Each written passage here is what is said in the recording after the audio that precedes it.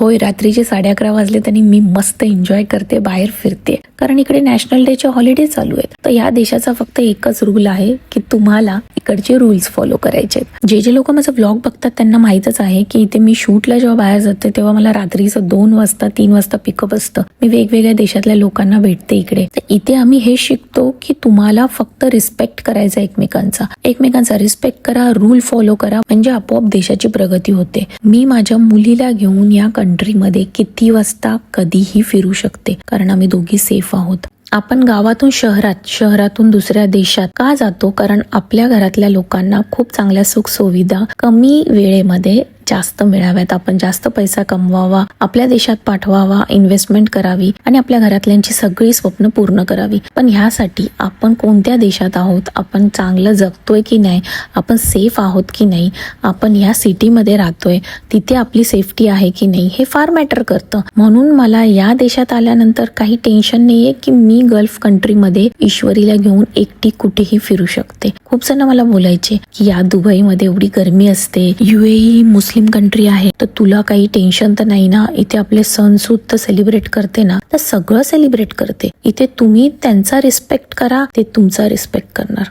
इथे माझ्यासारखे लाखो असे मराठी लोक आहेत जे या आपल्या देशाचं, आपल्या भारताचं नाव रोशन करत आहे, मोठमोठ्या हुद्द्यावरती इकडे कामं करत आहेत. सो तुम्ही माझा व्हिडिओ कोणत्या देशातून, कोणत्या शहरातून पाहत आहात नक्की मला कमेंट करून सांगा. खरंच